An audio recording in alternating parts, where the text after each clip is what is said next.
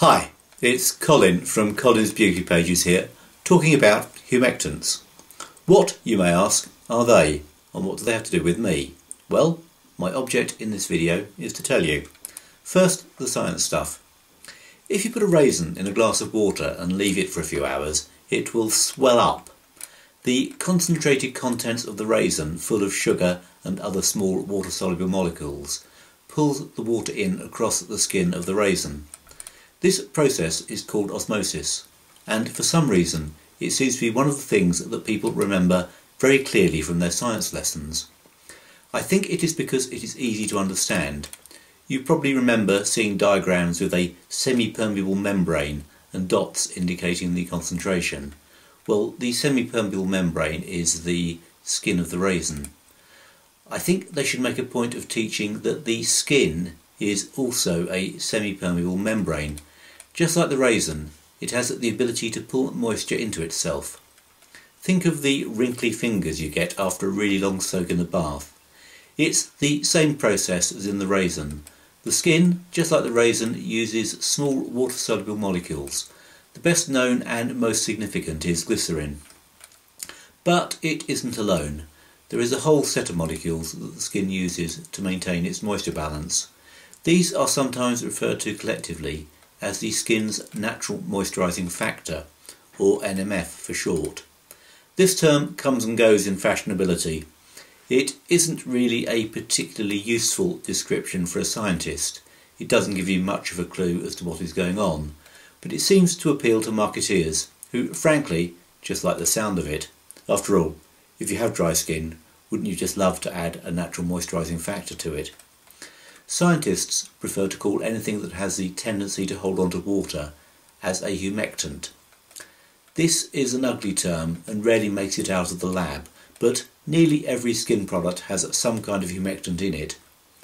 Glycerin is the most popular choice, but another individual component of the skin's natural moisturising factor that gets talked about a lot is hyaluronic acid.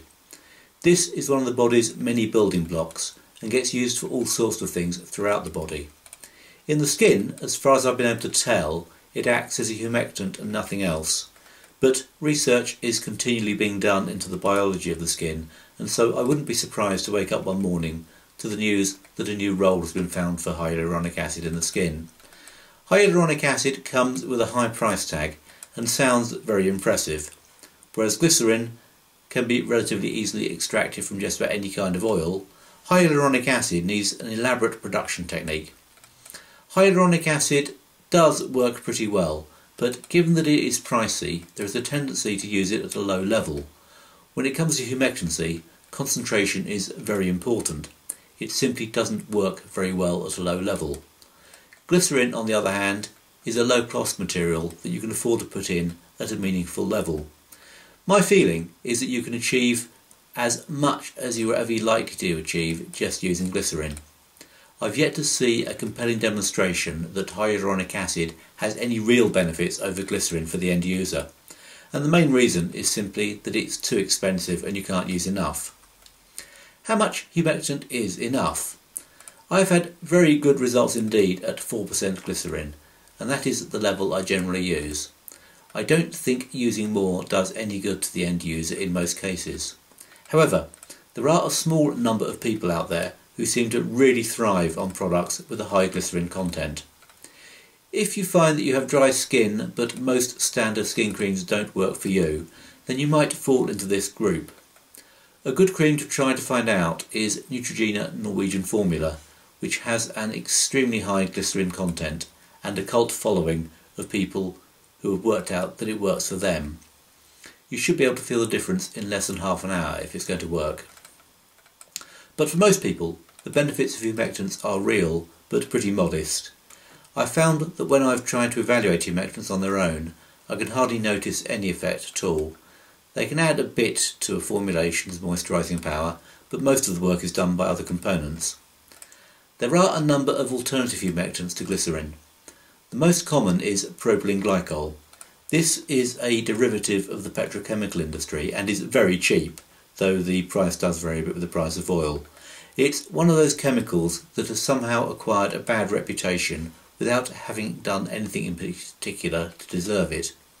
It can be irritating at very high levels, but so can a lot of things, and more on that later. Some websites and blogs have pointed out that it's used as an antifreeze. Well, so what? Diamonds are used in mining, and that doesn't make a diamond ring any less attractive. But although there is nothing particularly wrong with propylene glycol, there isn't much to recommend it either. It doesn't work as well as a humectant as glycerin. In a skin cream designed to moisturise, it's basically a cheap substitute. In some other products, it has a technical function that justifies its inclusion. It is, for instance, one option when you want to solubilise something. Personally, I would avoid any moisturiser that contains propylene glycol, and I would be suspicious of its inclusion in most other types of products. But I'm willing to concede that there might be cases where it's the best available option. Deodorant formulations, for instance, might well need to use it, and there are some other specialised preparations where it could be handy as well. One reason some people give for avoiding propylene glycol is that it's a product of the petrochemical industry. This is a perfectly respectable choice to make. The petrochemical industry is one that I would love to be able to live without myself. It's polluting and unsustainable, and propylene glycol production, although it represents only a tiny fragment of the overall issue, is something that we're going to have to make do without when the oil runs out. As for safety, there really is no particular issue with any of the humectants. But bizarrely, glycerin is one of the only cosmetic materials I personally have ever had a skin reaction to. I got a 40% solution of glycerol on my arm once, and a few hours later I had a bright red patch that was very itchy. I imagine the osmotic pressure of the glycerin disrupted my skin barrier temporarily. The concentration is the key thing here. Going back to our raisin, if you add some glycerin to the water that the raisin is in, you can alter the way it behaves. Put in just the right amount of glycerin and the raisin will not swell up, because the osmotic pressure of the water balances the osmotic pressure in the raisin. Put still more glycerin in and the already shrunken raisin can shrink still more, and this I think is what happened to my arm. I've never had the slightest issue with glycerin at lower concentrations. What this shows is that any humectant can also be an irritant if you use too much of it. I've seen websites and blogs that warn people off glycerin and propylene glycol because they've read material safety data sheets that describe them as primary irritants.